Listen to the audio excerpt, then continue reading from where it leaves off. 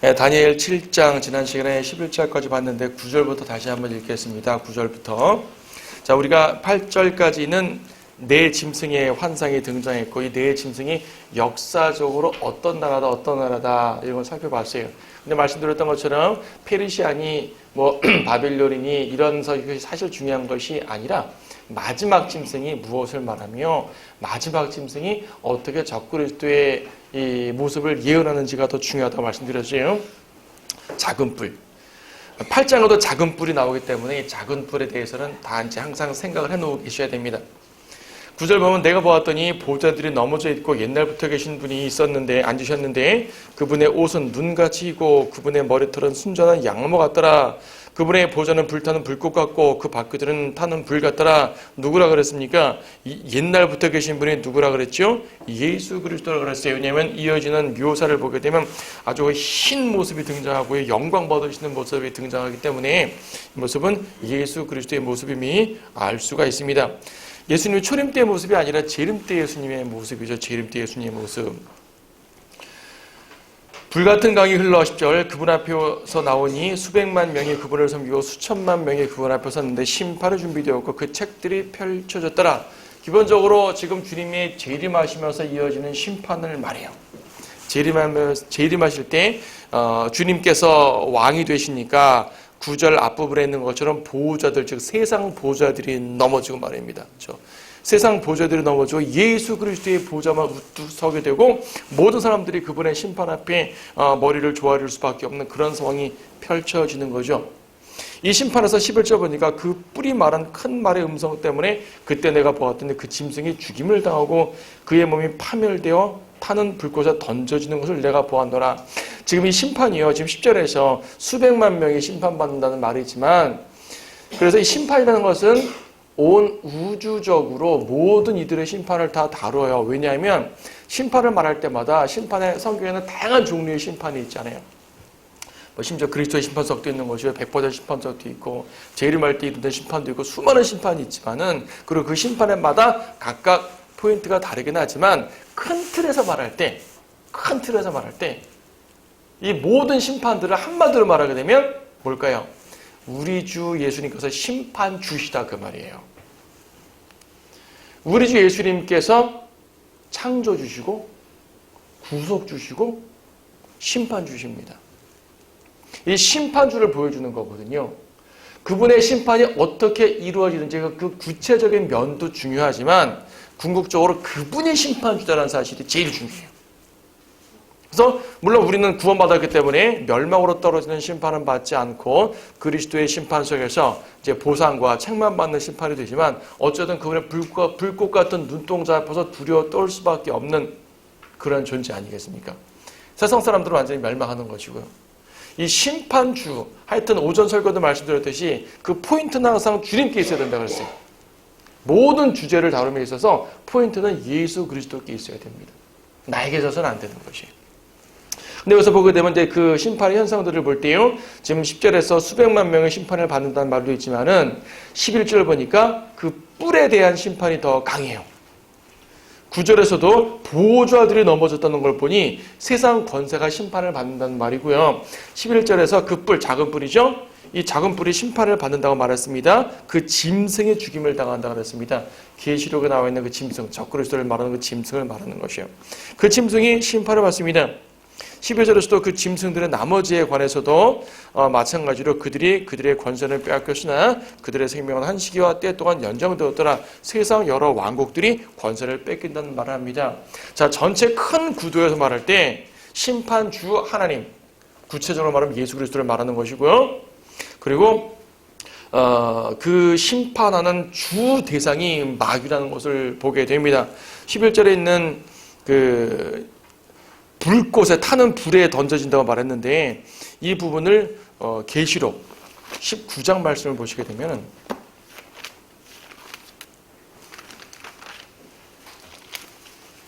요한계시록 19장 20절을 보게 되면요.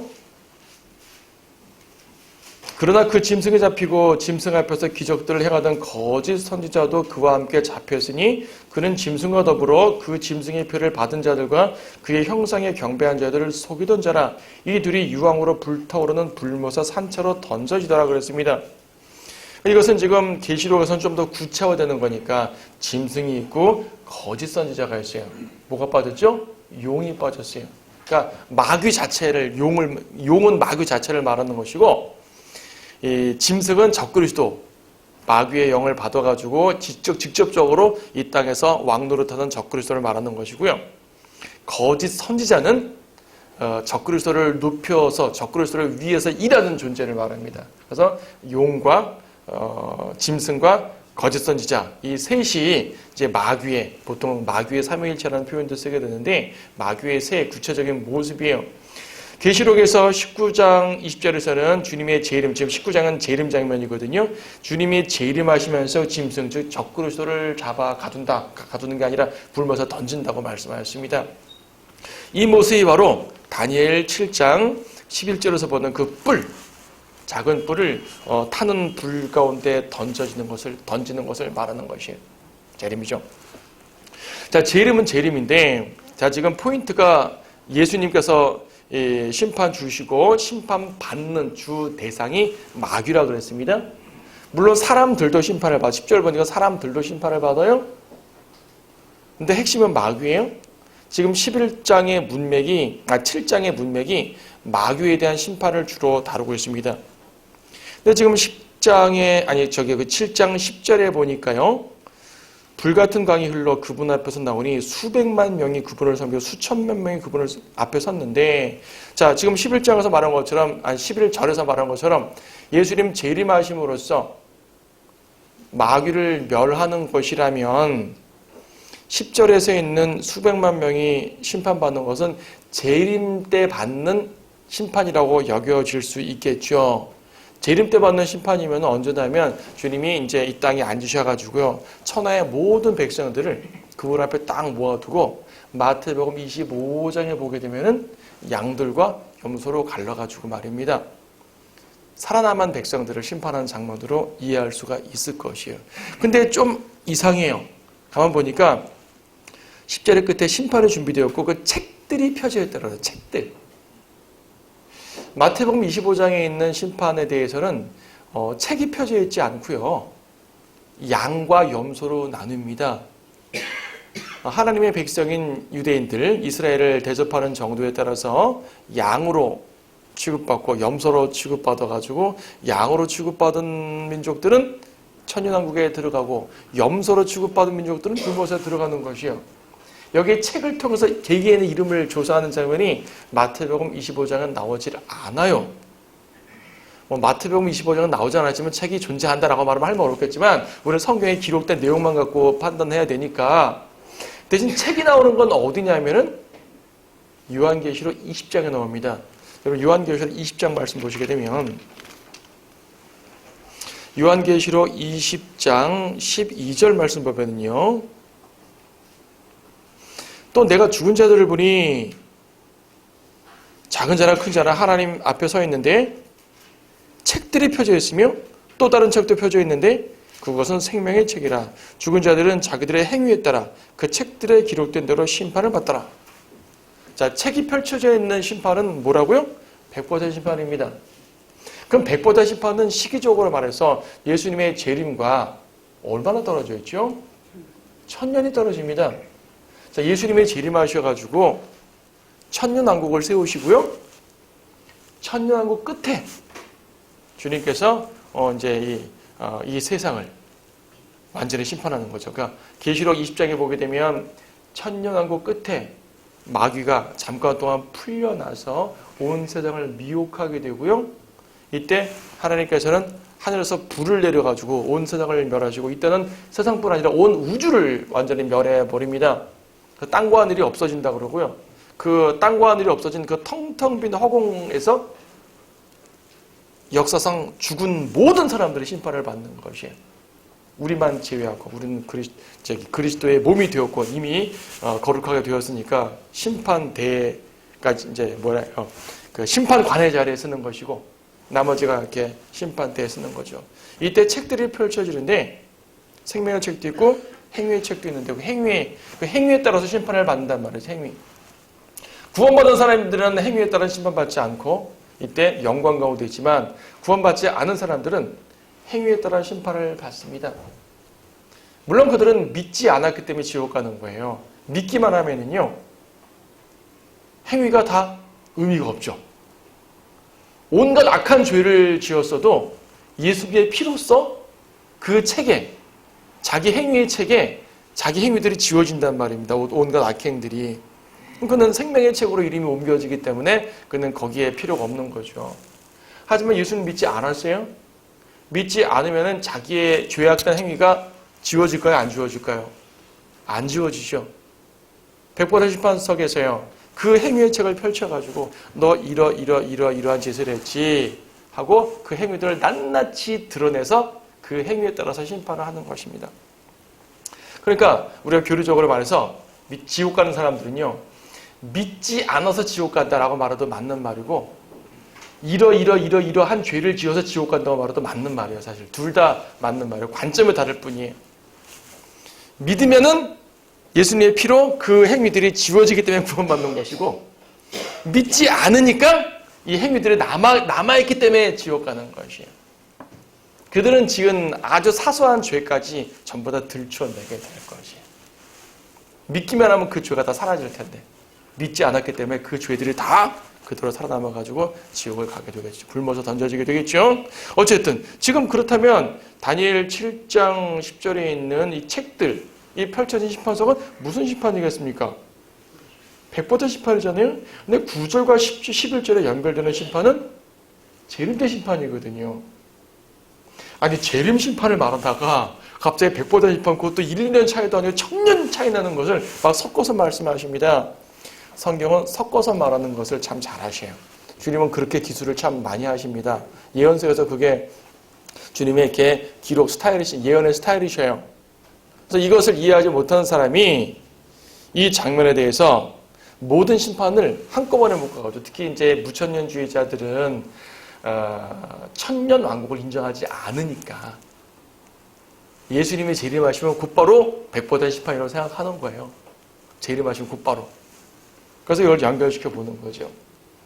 마태복음 25장에는 양과 염소의 심판도 백보자 심판이다라고 말해버리는 거예요. 그냥 모든 게 쉽게 말해버리는 거죠.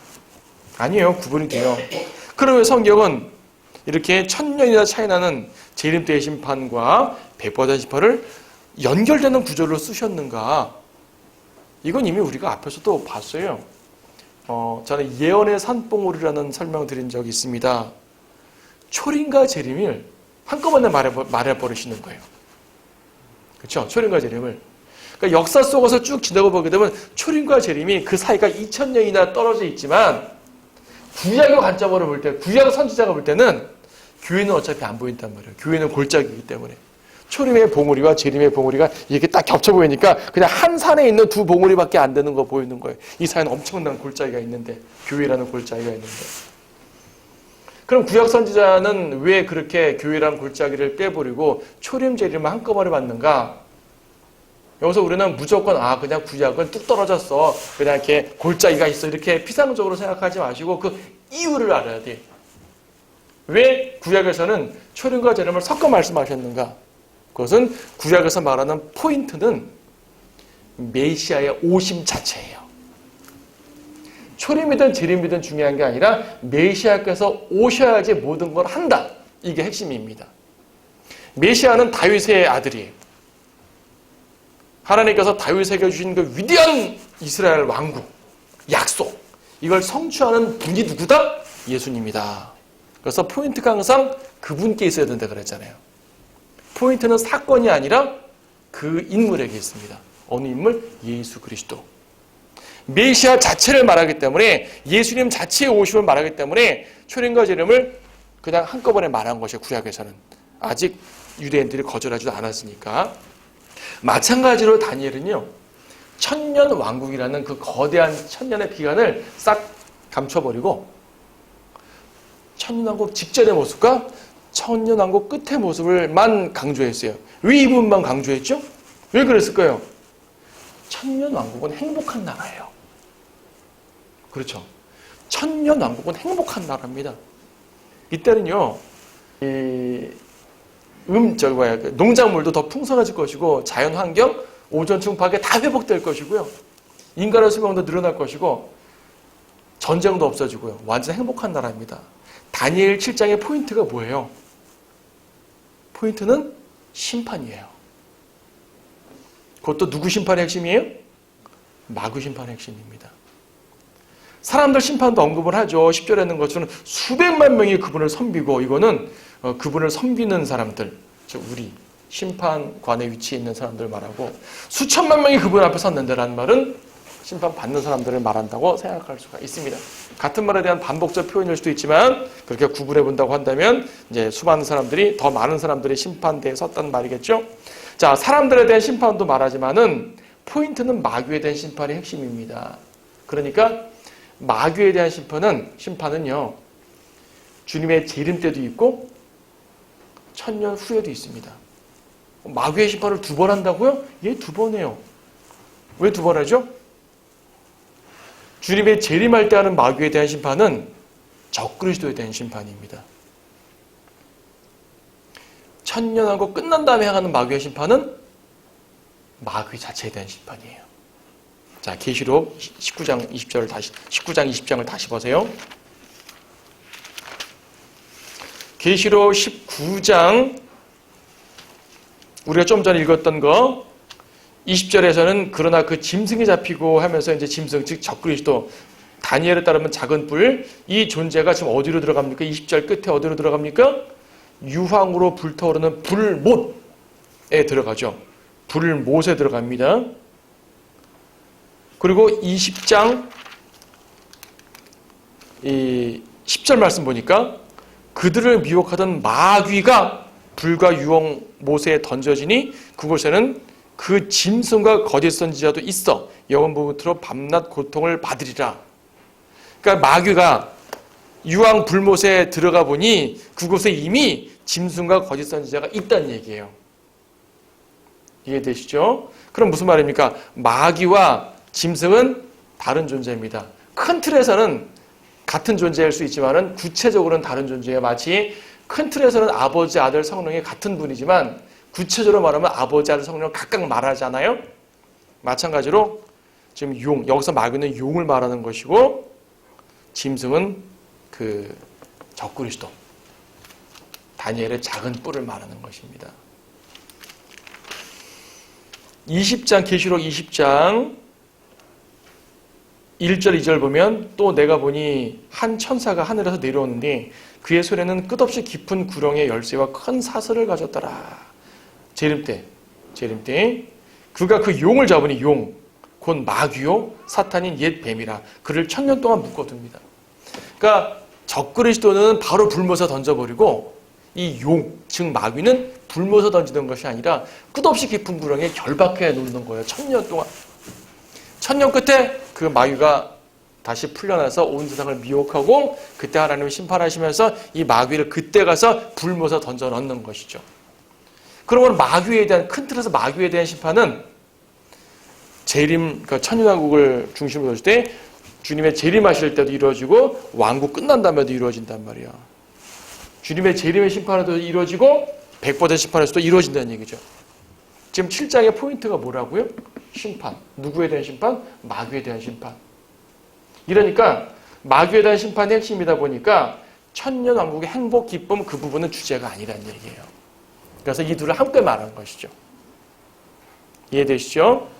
분명히 이 10절은 백보자 심판을 말하는 것 같은데 9절, 10절은 재림의 심판을 말한단 말입니다. 이 사람들은 혼동하는 것이요. 그럼 재림하자마자 바로 백보자 심판인가? 무천년 유지하될 말이 맞는 것인가? 혼동한다는 얘기입니다. 그것이 아니라 이러한 이유로 둘을 섞어서 말씀하고 있다. 핵심이 뭐라고요? 마귀에 대한 심판. 더 핵심이 뭐라고요? 심판하시는 분 자체. 그분이 누구라고요? 인자 같은 예수 그리스도. 9절에 있는 옛날부터 계신 분입니다. 12절에 보니까요. 그 짐승들의 나머지, 이 짐승들은 작은 뿔 말고 나머지 짐승들 말입니다. 세상 권세들 자체를 말합니다. 세상 권세들, 세상 나라들.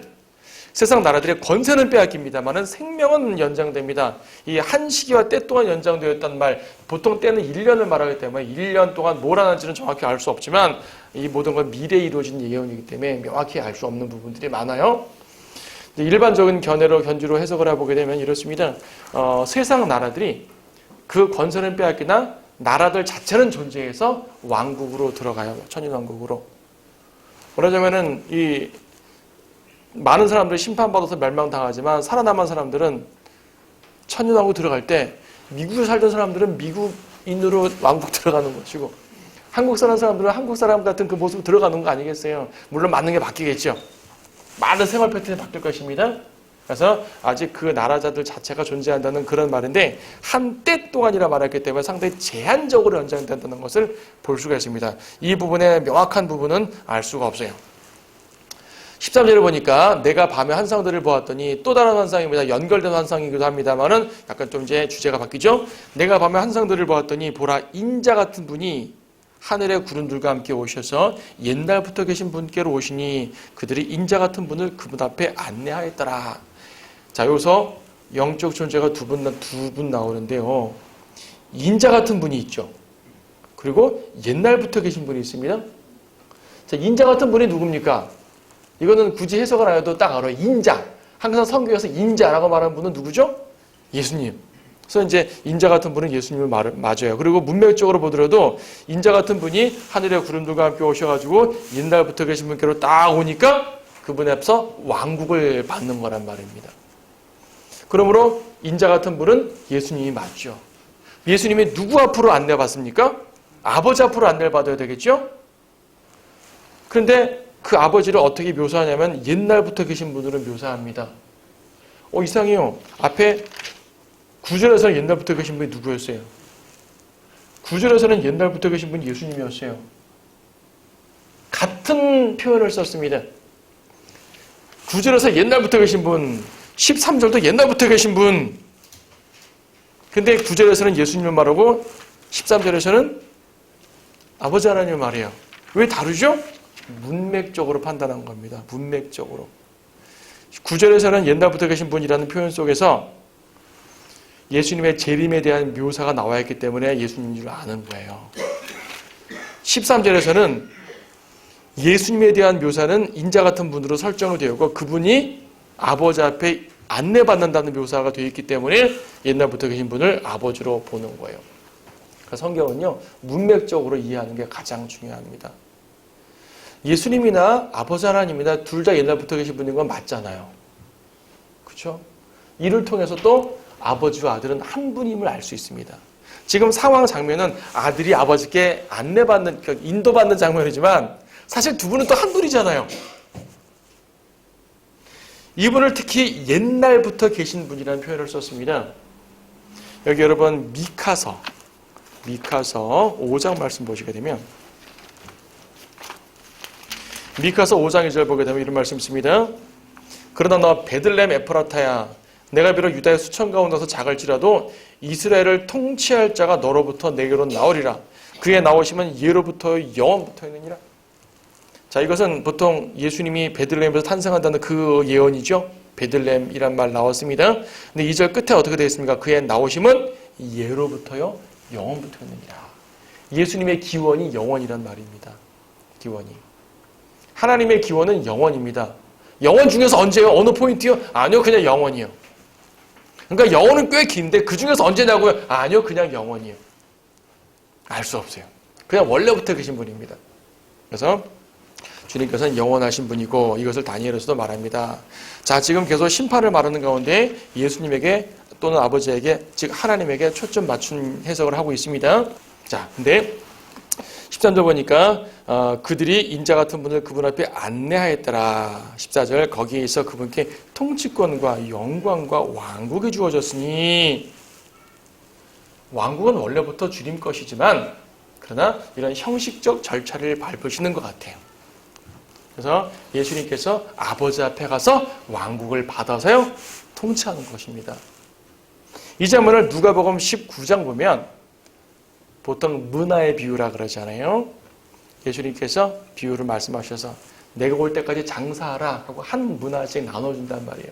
어떤 사람은 10문화 남기고 어떤 사람은 5문화 남겼죠.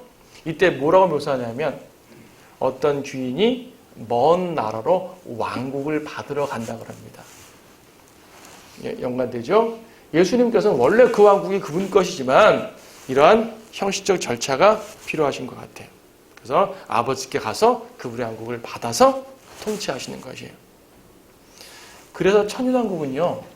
천년왕국은 누구의 왕국입니까? 예수님이 왕이시니까 예수님의 왕국이죠. 근데 누구로부터 받았어요? 아버지로부터 받았잖아요. 그러면 천년왕국은 아버지 왕국이기도 하죠. 그래요, 안 그래요? 그렇죠. 그래서 마태복음 6장에 보게 되면 오늘 좀 왔다 갔다 많이 합니다. 졸리실 때는 막 성경을 막 찾으시면 잠이 깹니다. 이렇게. 마태복음 6장 보통 주기도문이라고 말하는 그곳 6장 10절에서 아버지 왕국 임하시오며 그러죠. Thy kingdom come 그럽니다. 당신의 왕국 임하시옵소서. 이제 thy 당신이란 말인데 우리 말은 당신이란 말을 쓰지 않으니까 그 아버지로 받아서 아버지 왕국. 어쨌든 아버지 왕국이에요. 아버지 왕국인데 예수님이 받았기 때문에 아버지의 이름으로 통치하는 것이에요. 하지만 실질적으로 다스리시는 분은 예수님이기 때문에 아들의 왕국이기도 합니다. 이로써 아버지와 아들이 하나라는 걸 또 증명하는 거죠. 삼위일체는 다각도로 증명이 됩니다. 이처럼. 자, 그렇지만 지금 여기서 본 것처럼 주님께서 받아서 오신다는 그런 표현을 쓰는 것이에요. 14절에서 이어서 보게 되면 이는 모든 백성과 민족들과 언어들로 그분을 섬기게 하라 함이더라.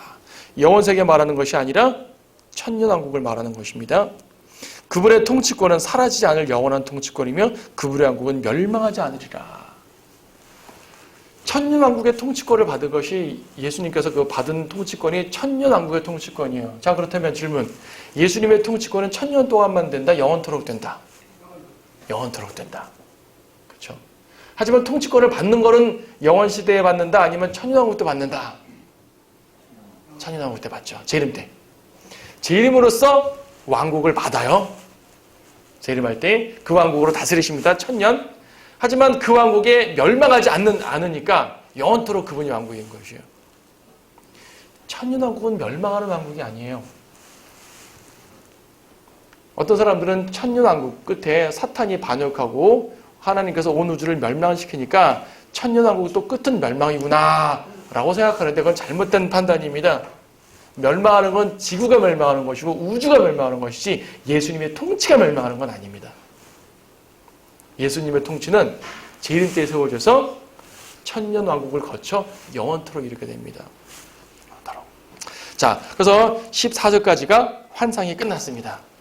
자, 환상의 해석. 우리 앞에 내짐승 환상은 간단히 넘어갔는데 올해 심판석의 환상을 좀 자세히 다뤘습니다. 예, 심판석. 왜 심판석의 환상을 자세히 다뤘다고요? 심판주 예수님을 높이기 위해서 그분의 핵심을 말하기 위해서입니다. 15절부터 보게 되면 이제 다니엘이 환상을 다 듣고 지쳤습니다. 나 다니엘이 내 몸 가운데 있는 내 영 안에서 슬퍼하였고 내 머리의 환상들이 나를 괴롭게 할기에 내가 곁에 서 있는 사람들 중 한 사람에게 다가가서 이 모든 일의 진리를 그에게 물었더니 그가 나에게 말하여 그 일들의 해석을 알려주더라. 여기서 해석을 말하는 존재의 이름은 언급되지 않았지만 8장에서는 가브리엘이라고 말하기 때문에 아마 같은 가브리엘이 아닐까 생각합니다. 17절부터는 앞에 내짐승을 설명해 주는 것이에요. 내짐승은 앞으로 일어날 내 왕이고 쭉 설명합니다. 18절에 지극히 높으신 분의 성도들이 그 왕국을 차지한다는 거 앞에 설명했고요. 그리고 22절에서 옛날부터 계신 분이 오셔가지고 승리한다는 말씀.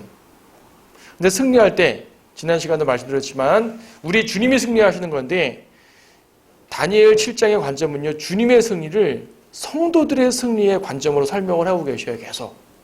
21절도 내가 보니 이 뿔이 성도들과 싸워 그들을 이기더라. 처음엔 뿔이 성도들을 이기죠. 22절 보니까 옛날부터 계신 분이 오시니 지극히 높으신 분의 성도들에게 심판이 주어졌고 그때가 이르자 성도들이 그 왕국을 차지하더라. 예수님이 왕국을 차지하는 건데 관점을 성도에게 맞추고 있습니다. 주님은 그분의 승리를 우리에게 나눠주시는 것입니다. 23절에서도 넷째 왕국을 다시 설명하고 있고요. 25절 보면요. 그가 지극히 높으신 분을 대항하여 큰 말을 하며 또 지극히 높으신 분의 성도들을 지치게 할 것이고 또 때와 법을 변경시키려고 생각할 것이라. 그들은 그의 손에 주어져서 한 때와 두 때와 반 때를 지나리라. 작은 뿔, 즉 적그리스도의 역할을 다시 한번 강조해주고 있습니다. 특히 때와 법을 변경시킨다는 말씀. 때와 법을 변경시킨다.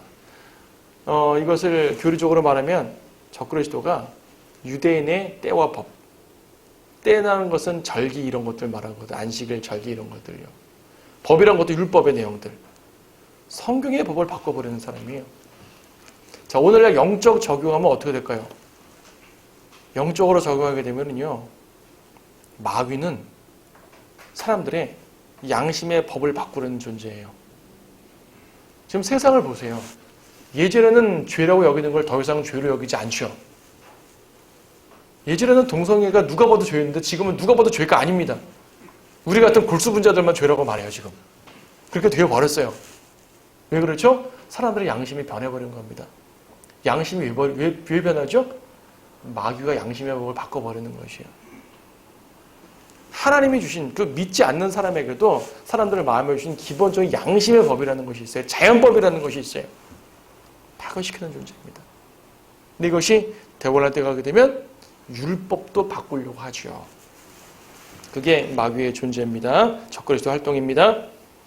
26절 그러나 그 심판이 시작되리니 그들이 그의 권세를 빼앗아서 끝까지 그것을 소멸하고 멸망시키리라. 그들이에요. 예수님께서 멸망시키는 것이 아니라 그들이 멸망시킨답니다. 그들이 누구예요? 성도들. 지금 예수님께서는요. 예수님이 승리자인데 계속 그 승리를 우리한테 주시고 계시는 거예요. 계속. 우리는 그분께 영광을 돌리고 싶은데 그분은 우리를 세워주시는 거란 얘기죠. 그렇잖아요. 그러니까 다니엘 7장에서 많은 사람들은 소위 예언 연구가라는 사람들은요. 이 작은 뿔이 뭐고 넷째 짐승이 뭐고 셋째 짐승이 뭐고 이 포인트를 역사적으로 어떤 왕국이고 대원란 때 어떻게 할 것이 이 대원란 사건에만 초점 맞추고 있거든요. 저는 그것에서 벗어나고 싶은 것이죠. 당연히 그 사건들도 알아야 됩니다. 수많은 계시록 예언 연구가들이 그 사건을 대원란 사건들만 연구하는 것이에요. 왜 사람들이 시한부 종말론 빠지는 줄 알아요? 왜 빠진 줄 알아요? 사건에 초점 맞추기 때문입니다. 사건에 초점 맞추니까 666이 무엇일까에 초점 맞추는 것이죠. 아직 666 안 나왔다니까요. 아직 안 나왔어요. 바코드 666 아닙니다. 아까 바코드 666이 아니라는 것이 아니라 짐승의 표가 아니라고죠. 그렇죠? 당연히 666 표시는 돼 있더라고요. 뭐요? 여기 집어넣는 거? 베르칩. 이것이 대원란 때 어떻게 상용화가 될지 모르겠어요. 하지만 적어도 아직까지는 짐승의 표가 아닌 거예요. 지금 누가 실험적으로 받았다고 그 사람 지옥 가는 거 아니라는 얘기입니다. 지금 지옥 가는 것은 기계 집어넣어서 지옥 가는 것이 아니라 믿지 않아서 지옥 가는 거죠. 그가 구원받으면 너서도 구원받는 거예요. 왜? 아직은 대원란이 아니잖아요. 아직은 짐승의 표 아니잖아요.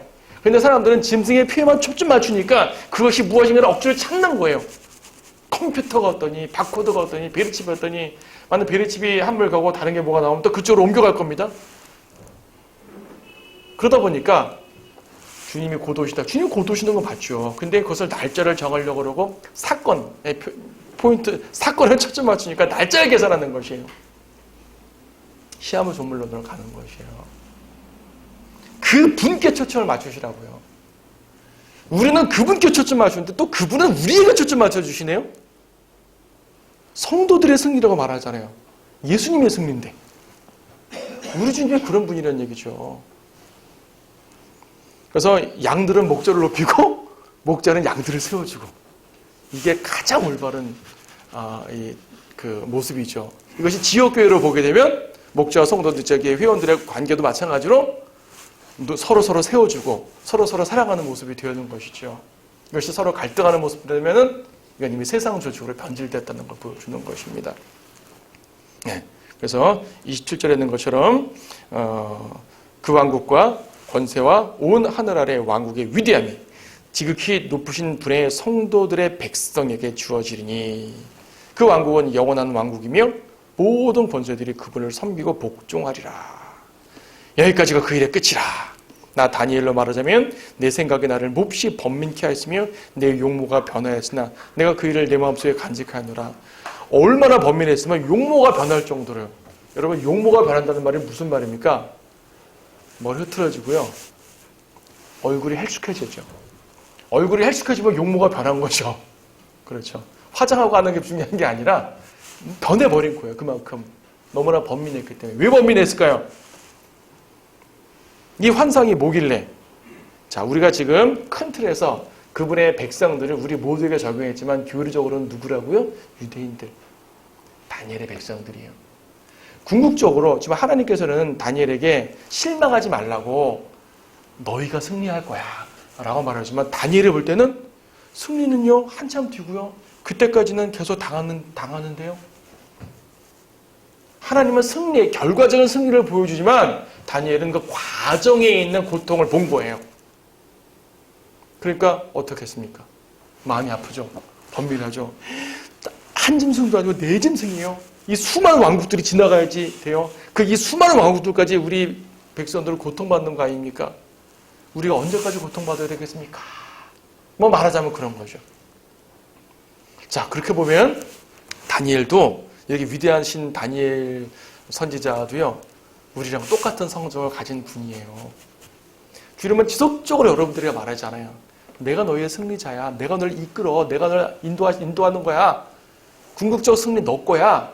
해주지만 우리는 계속 과정만 본다는 얘기죠. 과정만 보고 사건만 보는 겁니다.